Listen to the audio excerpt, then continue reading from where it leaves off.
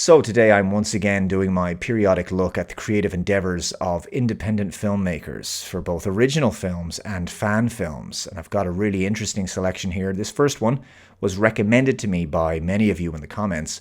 It's a Marvel-based fan film. It's called Logan the Wolf, a Wolverine fan film. But it's got a very unique twist. This one is set during Viking times. It was shot in France and takes place primarily in one location, a forest. It was directed by, forgive me if I'm going to mispronounce his name here, Godefroy Reichevert. I'm not sure. Okay, sorry about that. He's a stunt performer and fight choreographer, having worked on such productions as the Witcher TV series. And it really shows in the incredible fight scenes in this short film. It's just 12 minutes long, and it is exceptionally well shot, edited, and performed. It's also quite bloody and violent, so that disclaimer just right off the bat. But it's more in keeping, I suppose, with a film like the Logan 2017 film. And I won't show too much here. The film is quite short after all. I'll just say it's a phenomenal fan film. It looks like a high caliber production. And given the setting and the style of the film, it makes for a very unique take on the X-Men Marvel universe. It already has over 3 million views on YouTube, so it certainly doesn't need my endorsement, but if you haven't seen it already, check it out. It's linked below. So the next one on the list isn't a fan film. It's an original indie movie from way back in 1999 called The Killing Zone, which some of you in the UK might remember. It's available to watch on YouTube from the link below, and it was written and directed by the very talented Ian David Diaz. It's about an underworld assassin named Matthew Palmer, who has basically just a couple of final jobs to do before he can retire. But these two final assignments bring home some old ghosts from the past for him to deal with.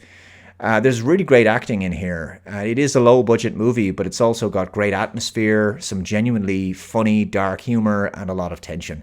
It's very well put together, and I think a bit of a UK indie classic, actually. Ian David Diaz is also the creator of the Rebecca Gold online web series. Moving on again, back to a fan film this time. It's Star Trek Ambush, a Star Trek fan production. This was uploaded 2 years ago, and it's set after the events of the episode Balance of Terror from the original series. It's a mission to rescue a captured commander, and it covers the fallout of that original series episode and how the Federation has dealt with the Romulans during that period. Now, I can't say enough good things about this one, and the acting is also quite good across the board. A lot of fan films suffer in that department, but not in this case. You can tell the actors really try to connect with their characters, and they're doing more than just reciting their lines. I mean, they believe what they're saying. The film is also very well shot. The space shots are very nicely put together, so some very cinematic angles. The editing is fantastic as well. It feels like it has the same kind of high-intensity pacing of Enterprise in its third or fourth season, and it also has a similar tone to that series, and the use of Enterprise music works very well. So the landing scene in the shuttle I particularly liked.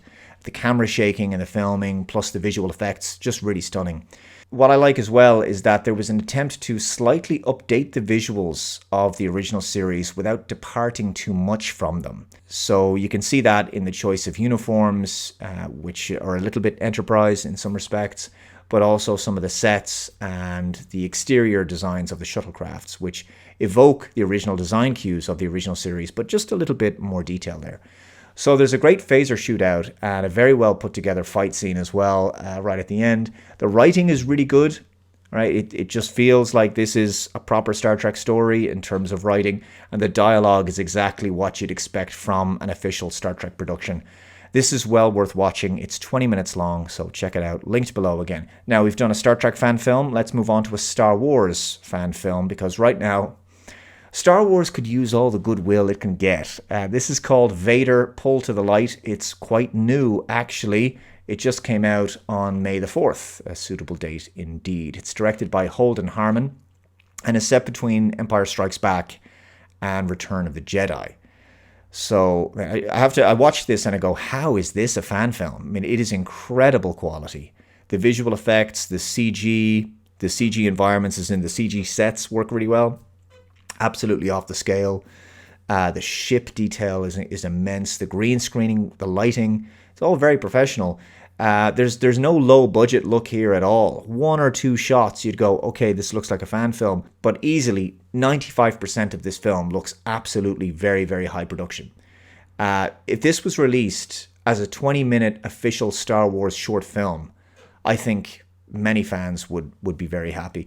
Darth Vader is personally pursuing an investigation into his son Luke Skywalker in this story, and he finds a temple on a planet that is strong in the light side of the Force, and he comes face to face with a vision of himself and is forced to face his inner demons, his past as Anakin Skywalker. This is epic fan filmmaking, a spectacular fan movie.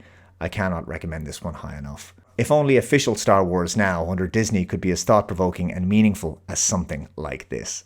I'll leave it there for today, guys. Thank you very much for watching.